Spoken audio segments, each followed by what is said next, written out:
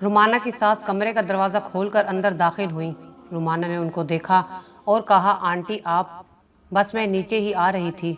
वो उसको अजीब नज़रों से देख रही थी। रुमाना की सास आगे बढ़ी और एक थप्पड़ उसके गाल पे दे मारा। रुमाना एकदम लड़खड़ा गई। उसने अपने गाल पे हाथ रखा हुआ था। उसको समझ नहीं आया कि क्या हुआ है। अभी वो कुछ बोलती कि नाहिद बेगम ने बहुत गुस्से में उससे पूछा, कौन हो तुम, रूबी या रुमाना?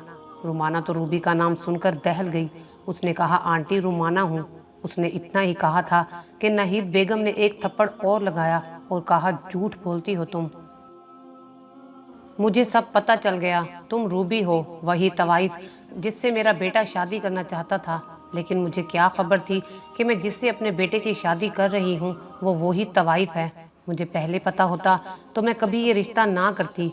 कैसे घुन्ने और मेसने हैं तुम्हारे घर वाले, जरा भिनक नहीं लगने दी। वो पता नहीं क्या क्या कहे जा रही थी और रुमाना सुन सी कैफियत में उनकी सारी बातें सुन रही थी। उसको ऐसा लग रहा था जैसे उसके हवास स्लिप हो गए हों।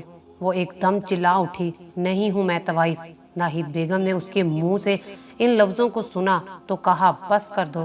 तुम अभी नहीं हो मगर रह तो चुकी हो, और मैं ये किसी सूरत बर्दाश्त नहीं करूंगी कि मेरी बहू का माजी किसी कोठे पे गुजरा हो। ये मेरे लिए और मेरे खानदान के लिए गाली है, रुसवाई है, जिल्लत है, और मैं किसी भी तौर इस रुसवाई को अपने घर का हिस्सा नहीं बनने दूंगी। सुना तुमने, कितनी ही पाकबाज क्यों न बन जाओ मगर तुम्हारा वजूद नापाक था, है और हमेशा नापाक रहेगा। निकल जाओ मेरे घर से। उन्होंने उसको बाजू से पकड़कर कमरे से बाहर निकाला और एक तरह से घसीटते हुए नीचे ले आई। मुलाजमा ने भी देखा तो हैरान हुई कि ये बेगम साहिबा नई दुल्हन के साथ क्या कर रही हैं। नाहिद बेगम ने उसको धक्के देकर घर से बाहर निकाल दिया और वो बिल्कुल चुप रही, जैसे सकते की कैफियत में हो। उसे अपना माजी याद आ रहा था। वो इस दलदल में से तो निकल आई थी मगर गंदगी का वो धब्बा जो उस पर लग चुका था वो अब सारी जिंदगी उसे नहीं मिटा सकती थी। वो घर से निकाली जा चुकी थी। उसके पास ना तो पैसे थे ना मोबाइल कि वो अपने शोहर अरमान को कॉल कर सकती। आंखें भी आंसुओं से खाली थीं। उसने एक नज़र आसमान को देखा और कहा, अल्लाह रहम करना। उसने कदम आगे बढ़ा दिए और चलती चली जा रही थी। उजड़े वीरान हुलिये में कोई उस वक्त उसको देखकर ये नहीं कह सकता था कि ये 1 माह की दुल्हन है। उसने एक रिक्शा रोका और उसको अपने घर का पता बताया और बैठ गई। घर पहुंचकर उसने दरवाजे की बेल बजाई। रोशना बेगम ने पूछा, कौन है? मगर रुमाना कुछ ना बोली। रोशना बेगम ने दरवाज़ा खोला और रुमाना को ऐसे हुलिये में देखा तो बौखला गई। वो उसको अंदर लेकर जा रही थी कि रिक्शे वाले ने कहा, बाजी किराया दे दे। रोशना बेगम ने उसको किराया दिया और दरवाज़ा बंद करके भागती हुई अंदर गई और रुमाना से पूछने लगी, क्या हुआ मेरी जान? ये हालत कैसे हो गई? इस तरह क्यों आई हो? वो उससे बहुत सारे सवाल कर रही थी मगर रुमाना चुप थी। आसिया भी आ गई थी। उन्होंने भी जब रुमाना की ये हालत देखी तो परेशान हो गई।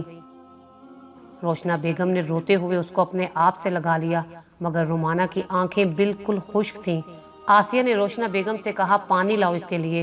रोशना बेगम पानी लाई और रुमाना के मुंह से गिलास लगाया। रुमाना ने बामुश्किल 2 घूंट पिए, फिर गिलास हटा दिया। रोशना बेगम ने परेशान होकर अरमान को फ़ोन मिलाया मगर उसका मोबाइल बंद जा रहा था। उसने अपने शोहर रुमाना के अब्बू हसन को कॉल मिलाई और फौरी आने के लिए कहा। हसन भी घबरा गए थे। थोड़ी देर में वहां पहुंच गए। रुमाना की हालत देखकर वो हैरत ज़दा रह गए कि क्या माजरा है। रुमाना से पूछने लगे मगर वो बिल्कुल खामोश थी। उन्होंने रुमाना के ससुर मुश्तबा का नंबर मिलाया और उनसे बात की तो पता चला कि वो तो शहर से बाहर गए हैं। हसन ने उनको रुमाना के बारे में बताया जिससे वो भी हैरान हुए और कहा, मैं घर में पूछ कर बताता हूँ। नाहिद बेगम अपने कमरे में थीं। मुलाजमा ने फ़ोन उठाया और मुख्तसर बताया जो देखा था। नाहिद को बुलाया तो उन्होंने बात करने से इनकार कर दिया। मुश्तबा की समझ में नहीं आ रहा था कि आखिर हुआ क्या है। अरमान का नंबर मुसलसल बंद जा रहा था। उन्होंने फैक्ट्री के नंबर पे कॉल की और अरमान से बात की। अरमान तो सुनकर हक्का बक्का रह गया। उसने कहा, पापा मैं फ़ौरन घर जाकर देखता हूँ। अरमान के तो होश ही उड़ गए थे। उसकी समझ नहीं आ रहा था कि रुमाना ऐसे कैसे चली गई। उसके मोबाइल की बैटरी ख़त्म हो गई थी जिसकी वजह से उसका मोबाइल बंद जा रहा था। वो गाड़ी में बैठा और तेज़ चलाता हुआ घर पहुंच गया। नाहिद ऊपर कमरे में ही थी। वो उनके कमरे में आया और पूछा, मामा रुमाना क्यों गई है? नाहिद बेगम ने बेटे को देखा तो खड़ी हो गई और कहा, तुमने मुझे बताया नहीं था कि वो वही रूबी है? अरमान हैरत ज़दा होकर उनको देखने लगा और कहा, क्या मतलब? वो लड़की वही तवाइफ है जिससे तुम शादी करना चाहते थे और तुम ये बात जानते थे, मगर तुमने मुझे कभी नहीं बताया। वो तो अगर मैं खुद ना सुनती तो मुझे तो पता भी नहीं चलना था। नाहिद बेगम गुस्से में पता नहीं क्या क्या उसे सुनाई जा रही थी। अरमान एकदम चिल्ला उठा, आपने क्या कहा है उसको? अरमान, मैं किसी सूरत उसको इस घर में बर्दाश्त नहीं कर सकती। सुना तुमने? तुम उसको फौरन तलाक दो, मैं तुम्हारी दूसरी शादी कराऊंगी। नाहिद बेगम इल्तिजाई लहजे में बोली। अरमान ने कहा, मोम बस एक लफ्ज़ और नहीं, अगर आपने अब कुछ ऐसा कहा तो मैं भूल जाऊंगा कि आपका और मेरा रिश्ता क्या है। उसने मुझे अपने गुजरे हुए कल के बारे में सब कुछ बता दिया था और वो ना भी बताती तो मैं जानता था उसको। कुछ मजबूरियां थी उसकी, अब वो सच्चे दिल से तौबा कर चुकी है और अल्लाह ताला भी तो अपने बंदे को माफ़ कर देता है। मुझे रुमाना अच्छी लगी थी, मुझे बस मेरी खुशी अजीज़ है और मेरी खुशी उसी के साथ में है। आपने अच्छा नहीं किया मोम, उसको इस तरह घर से निकाल के। मैं उसको लेने जा रहा हूँ और अब मैं यहाँ नहीं आऊँगा, अलग रहूँगा। नाहिद बेगम जो उसकी बात सुन रही थी, उसके जाने का और वापस ना आने का सुनकर एकदम होश में आई और कहा कि नहीं, ऐसा मत करना, तुम मुझसे दूर मत जाना बेटा। बेटा, मैं माँ हूँ तुम्हारी, तुम्हारे बगैर नहीं रह सकती। ठीक है, तुम रुमाना को ले आओ, मैं उससे माफ़ी मांग लूँगी। मुझे अफसोस है, मुझे ऐसा नहीं करना चाहिए था। अरमान ने जब ये सुना तो कुछ नरम पड़ा और कहा, ठीक है मोम, मैं ले आता हूँ। बस आप उसको रुमाना ही समझे, रूबी नहीं। वो मेरी ज़िंदगी है, मैं अधूरा हूँ उसके बगैर। उन्होंने अरमान के सर पे प्यार किया और कहा, जाओ ले आओ उसको। अरमान वहाँ से नीचे आया और बाहर खड़ी गाड़ी में बैठ गया, मगर जब जेब में हाथ डाला तो पता चला चाबी वहीं ऊपर भूल आया है। वो वापस अंदर आया और ऊपर की जानिब चला गया। नाहिद अपनी दोस्त हुमैरा से फ़ोन पे बात कर रही थी, उनकी आवाज़ बाहर तक आ रही थी। हुमैरा, उस लड़की ने तो मुझसे मेरा बेटा छीन लिया है, अरमान उसको लेने गया है। अब जब आएगी तो मैं ऐसा मुकम्मल जाल बुनूंगी कि सांप भी मर जाएगा और लाठी भी नहीं टूटेगी। अरमान उनकी ये सारी बातें सुन रहा था। वो उनके कमरे में गया और तालियां बजाने लगा। नाहिद ने उसको देखा तो उनके हाथ से मोबाइल गिर गया। अरमान ने कहा, वाह क्या साजिश तैयार की है आपने, वाह। आप कहती हैं कि उसने आपका बेटा छीन लिया, तो सुने, उसने आपका बेटा नहीं छीना, बल्कि आपने खुद अपना बेटा छीना है अपने हाथों से। मैं तो चाबी लेने आया था गाड़ी की, मगर मुझे क्या मालूम था कि कौन सी साजिश तैयार हो रही है अंदर मेरी बीवी के खिलाफ। अफसोस है मोम आप पे, मैं अब कभी नहीं आऊँगा वापस। ये कहकर उसने चाबी उठाई और वहाँ से बाहर निकल आया। नाहिद बेगम को तो जैसे सांप सूंघ गया हो। उनके तो वहम और गुमान में भी नहीं था कि अरमान इस तरह आ जाएगा और सब सुन लेगा। अरमान बहुत गुस्से में था, उसको यकीन नहीं आ रहा था कि उसकी माँ उसकी खुशियों की कातिल बन जाएगी। वो तेज़ गाड़ी चलाता हुआ रुमाना के घर पहुंचा। अरमान की माँ ने रुमाना के बाप को फ़ोन करके उनकी बेटी की सब हकीकत बता दी थी। हसन साहब, जो कि इस बात से लाइल्म थे, वो भी सोच नहीं सकते थे कि उनकी बेटी घरेलू हालात ख़राब होने की वजह से इस हद तक गिर सकती है। उनके पूछने पर जब रुमाना ने रोते हुए इस बात का इतराफ़ किया तो उनका दिल चाहा कि बेटी का गला दबा दे। वो सोच रहे थे कि अब अरमान हर हाल में उसको तलाक दे देगा और वजह मालूम होने पर ख़ानदान में वो किसी को मुंह दिखाने के काबिल नहीं रहेंगे। अभी यही सोच ही रहे थे कि दरवाजे पे दस्तक हुई। गेट खुला तो अरमान फ़ौरन अंदर दाखिल हुआ। हसन साहब आंखें झुकाए हुए शर्मिंदा से अपने दामाद से आंखें ना मिला पाए, मगर यहाँ तो मामला ही कुछ उलट निकला। अरमान ने हसन से माफ़ी मांगी और कहा, अंकल मैं आपको सब बताता हूँ, पहले मुझे रुमाना को देख लेने दे। हसन उसको अंदर ले गए। रोशना बेगम और आसिया बेगम भी बैठी हुई थीं। वो दोनों उसको देखकर खड़ी हो गईं। अरमान उनसे बहुत शर्मिंदा हुआ। रुमाना जो इतनी देर से खामोश थी, उसको देखा तो रो पड़ी। अरमान ने उसके पास बैठकर उससे माफ़ी मांगी। हसन भी अंदर आ गए थे। उन्होंने पूछा कि ये सब क्यों हुआ। उस पे अरमान ने उन सबको शुरू से लेकर सारी कहानी सुनाई। वो सब दम बखुद सुन रहे थे। अरमान ने कहा, अंकल रुमाना को अभी यहीं रखें, मैं एक फ़्लैट ले रहा हूँ, हम अब उस घर में नहीं रहेंगे, मेरी बीवी वहाँ महफूज नहीं है। حسن صاحب نے دل میں اللہ تعالیٰ کا شکر ادا کیا اور اس بات کو یہیں دفن کرنے کا فیصلہ کیا اور داماد کی ہاں میں ہاں ملانے لگے۔ اس کے علاوہ ان کے پاس کوئی چارہ نہیں تھا۔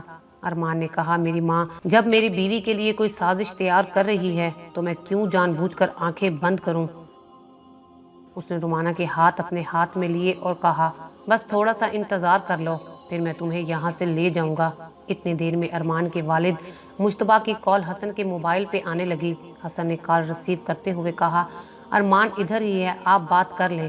ارمان نے ان سے فون لے کر ساری بات اپنے باپ کو بتائی۔ مجتبیٰ بھی سر پیٹ کر رہ گئے اور کہا، میں ایئرپورٹ پہ ہوں، بس گھر پہنچ رہا ہوں، تم بھی گھر پہنچو، وہیں بات ہوتی ہے۔ ارمان کو اپنی ماں سے نفرت ہو رہی تھی۔ وہ وہاں جانا نہیں چاہتا تھا، مگر بس اپنے باپ کی وجہ سے چپ ہو گیا۔ وہ وہاں سے نکلا اور گھر کی طرف روانہ ہو گیا۔ گھر پہنچ کر وہ اپنے کمرے میں گیا اور کچھ ضروری سامان پیک کرنے لگا۔ ناہید بیگم کمرے میں ہی بیٹھی ہوئی تھی۔ ارمان کے کمرے سے آواز آنے پہ وہ اٹھ کر اس کے کمرے میں چلی آئیں اور کہا، ارمان مت جاؤ چھوڑ کر مجھے، مگر ارمان نے کوئی جواب نہ دیا۔ وہ اپنی تیاری میں لگا رہا۔ مجتبیٰ بھی تھوڑی دیر بعد پہنچ گئے۔ انہوں نے آتے ہی ناہید بیگم سے پوچھا کہ کیوں کیا آپ نے ایسا؟ آپ کو رومانہ کو گھر سے نکالنے سے پہلے مجھے فون کرنا چاہیے تھا۔ ارمان کمرے سے باہر جا چکا تھا۔ ناہید بیگم کہنے لگی، میں اپنے بیٹے کی دوسری شادی کراؤں گی، آپ دیکھیے گا، وہ لڑکی یہاں نہیں رہے گی۔ میں کسی بھی صورت ایک طوائف کو اپنی بہو تسلیم نہیں کروں گی۔ مجتبیٰ نے کہا، غلط بات ہے، وہ جو بھی تھا اس کا ماضی تھا، اب تو وہ نہیں تھی طوائف۔ مجھے شادی سے پہلے ارمان نے سب کچھ بتا دیا تھا۔ وہ بہت مجبور تھی، اس کے باپ کا کام نہیں تھا، گھر فاقے چل رہے تھے۔ اس نے جاب بہت تلاش کی، مگر نہ ملنے کی وجہ سے اس نے یہ قدم اٹھایا تھا۔ ویسے بھی ارمان اسے پسند کرتا تھا۔ وہ اب توبہ کر چکی ہے۔ خدا بھی اپنے بندے کو ایک دفعہ ضرور معاف کر دیتا ہے، اور تم نے اچھا نہیں کیا اس کے گھر والوں کو یہ سب بتا کر۔ یہ ایک راز تھا جو تم نے فاش کر دیا۔ اللہ تعالیٰ بھی تو اپنے بندوں کے راز رکھ لیتا ہے۔ ناہید بیگم چلاتے ہوئے بولی، میں جان سے مار دوں گی اس لڑکی کو، مگر بہو تسلیم نہیں کروں گی۔ میں سب کو بتاؤں گی کہ وہ ایک طوائف تھی۔ وہ یہ بات کہہ کر کمرے سے باہر جانے لگی تھی کہ ان کا پیر پھسلا۔ وہ ایک دم سے نیچے گری۔ مجتبیٰ نے بھاگتے ہوئے انہیں جا کر سنبھالا، انہیں اٹھا کر صوفے پہ بٹھایا۔ سر پہ چوٹ لگی تھی، مگر خون نہیں نکلا تھا۔ پانی پلایا۔ کچھ دیر بعد وہ عجیب عجیب سی باتیں کرنے لگی۔ روتے ہوئے کہنے لگی، ارمان کو روک لیں، وہ جا رہا ہے۔ پھر ایک دم ہنسنے لگی، ہاں ہاں، ارمان جا رہا ہے، مجھ سے دور جا رہا ہے۔ مجتبیٰ پریشان ہو گئے۔ وہ یہ کہتے کہتے بے ہوش ہو گئیں۔ مجتبیٰ ان کو ہسپتال لے کر بھاگے۔ طبی امداد ملنے کی صورت میں ناہید بیگم کو ہوش آ گیا تھا، مگر ان کی دماغی حالت ٹھیک نہیں تھی۔ وہ عجیب بہکی بہکی باتیں کر رہی تھی۔ مجتبیٰ پریشان ہو گئے تھے۔ انہوں نے ارمان کو بلوایا۔ ان کے بہت کہنے پہ وہ چلا آیا، اور ماں کی یہ حالت دیکھ کر اس کو ان پہ ترس آیا۔ وہ ارمان کو دیکھ کر کہنے لگی، میرا بیٹا، اور اپنی آنکھیں ادھر ادھر گھمانے لگیں۔ پھر ایک انگلی اٹھا کر کہنے لگی، میں دوسری شادی کراؤں گی اپنے بیٹے کی، وہ اچھی نہیں ہے۔ مجتبیٰ نے ڈاکٹر کو بلایا تو انہوں نے ناہید کا معائنہ کیا اور کہا کہ ان کو دماغی چوٹ لگی ہے، جس کی وجہ سے ان کا دماغ صحیح کام نہیں کر رہا۔ ڈاکٹر نے ان کو دماغی ڈاکٹر کو دکھانے کی تجویز پیش کی۔ مجتبیٰ ان کو وہاں لے گئے اور ان کا علاج ہونے لگا، مگر ان کی حالت سنبھلنے کی بجائے مزید بگڑنے لگی اور ڈاکٹر کے بس سے باہر ہو گئی۔ وہ توڑ پھوڑ کرنے تک اتر آئی تھیں تو ڈاکٹر نے ان کو پاگل خانے بھیجنے کا مشورہ دیا۔ مجتبیٰ نے حتم الامکان کوششیں کیں، مگر کوئی فائدہ نہیں ہوا۔ نتیجہ ان کو پاگل خانے ایڈمٹ کروانا پڑا۔ شاید ان کو کسی بے گناہ کے ساتھ زیادتی کرنے کی سزا ملی تھی۔ مجتبیٰ بہت ٹوٹ گئے تھے۔ انہوں نے ارمان کے ساتھ جا کر رومانہ سے اور اس کے گھر والوں سے معافی مانگی اور اس کو گھر لے آئے۔ وقت گزرتا رہا۔ ارمان اور رومانہ کی شادی کو سال ہو گیا۔ اللہ نے ان کو ایک پیارا سا بیٹا عطا کیا۔ مجتبیٰ ارمان کے ساتھ ناہید سے ملنے جاتے رہتے۔ وہ بہت کمزور ہو گئی تھیں۔ مجتبیٰ کو ان پہ بہت افسوس ہوتا کہ اگر وہ رومانہ کے ساتھ ایسا نہ کرتی تو آج ہمارے ساتھ ہوتی۔ انسان گناہوں کا پتلا ہے، گناہ انسان سے ہی ہوتے ہیں، مگر جب وہ سچے دل سے اپنے گناہ سے معافی مانگتا ہے اور توبہ کرتا ہے تو وہ خدا جو رحیم ہے، جو رحمان ہے، جو بخشنے والا ہے، وہ معاف کر ہی دیتا ہے اور اپنے بندے کے گناہ پر پردہ ڈال دیتا ہے۔ مگر اب کیا ہو سکتا تھا؟ 5 سال گزر گئے۔ ناہید بیگم کا انتقال ہو گیا تھا۔ ارمان اور رومانہ بہت خوش اور مطمئن زندگی گزار رہے ہیں۔ ان کو اللہ تعالیٰ نے 2 اور بیٹیاں عطا کیں۔ ان کی زندگی مکمل ہو گئی۔